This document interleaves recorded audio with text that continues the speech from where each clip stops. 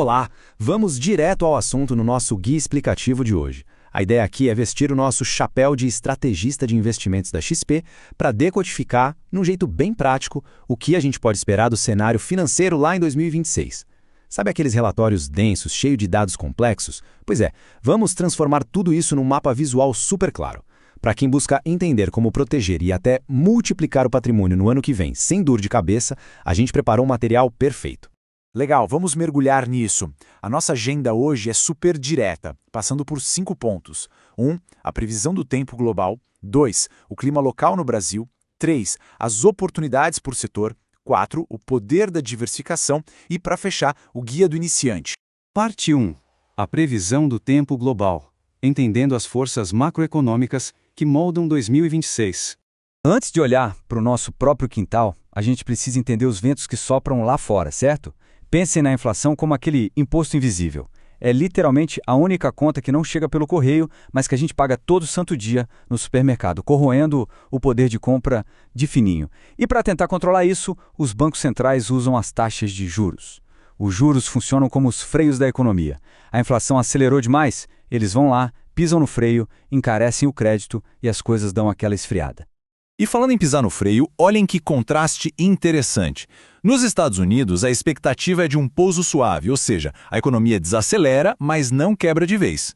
Só que a inflação persistente por lá mantém os juros de longo prazo altos, agindo como um imã gigante sugando o capital do mundo todo. Enquanto isso, a economia chinesa está patinando. Eles estão lutando com a demanda interna fraca e acabam inundando o mundo exportando bens muito mais baratos. Ou seja, falhando em fornecer aquele estímulo econômico robusto que sempre impulsionou a economia global. E o que tudo isso significa para a gente? Bom, essa desaceleração global puxa os preços internacionais das commodities para baixo. Para o Brasil, que depende de exportar coisas como minério e grãos, isso é um baita de um vento contrário. Acaba impactando diretamente as nossas receitas cruciais de exportação e, consequentemente, afeta também a arrecadação de impostos do governo. Parte 2. O clima local no Brasil. Como os ventos globais ditam as taxas de juros locais.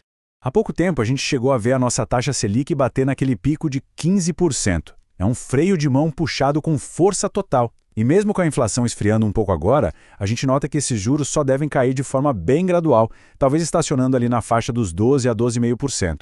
E por que não cai mais rápido? Porque a inflação de serviços, aquelas coisas do nosso dia a dia, ainda se mostra muito resistente, super pegajosa.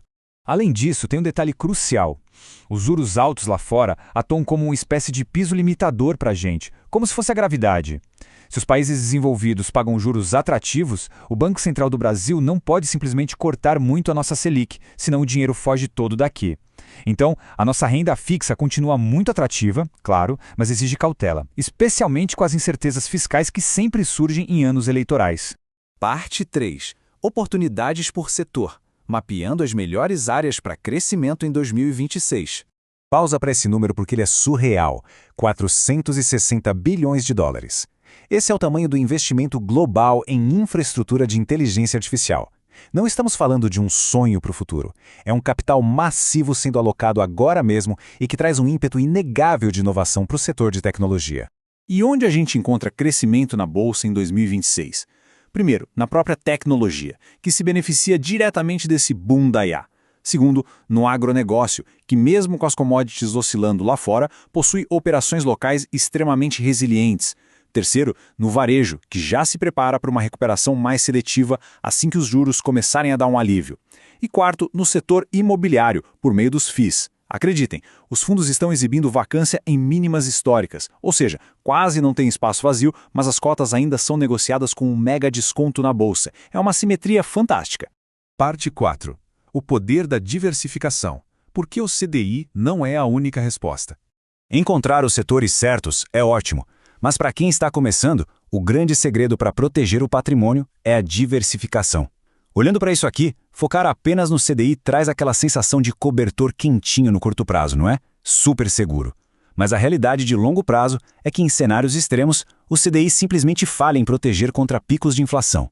Já a estratégia de IPCA+, atrelada à inflação, pode até dar uma pequena balançada no curto prazo, mas é ela que realmente protege e faz o seu poder de compra crescer lá na frente. Exatamente como a nossa própria análise estratégica aqui da XP destacou muito bem. O CDI é atrativo, mas ele não vai reinar, não deve ser o rei de todas as carteiras. A mensagem é clara, uma carteira de verdade tem que olhar além da zona de conforto. Parte 5. O Guia do Iniciante. O passo a passo para uma carteira resiliente. Então, o ponto crucial é o seguinte. Para montar essa carteira à prova de tudo, é só seguir este guia prático. Passo 1. Entenda o risco. Aceite que 2026 vai trazer sim volatilidade eleitoral e fiscal. Passo 2. Garanta a renda fixa. Trave aqueles títulos IPCA+, com vencimentos intermediários ali de 5 a 6 anos. Passo 3. Adicione ações de qualidade. Aproveite o momento para expor a carteira gradualmente aos FIIs descontados e ao setor de tecnologia. E passo 4. Mantenha a diversificação. Nunca, jamais abandone uma classe de ativos totalmente por outra. O segredo está no equilíbrio. O cenário está mapeado. Os ventos globais, os juros locais, os setores em barganha e a importância vital de diversificar.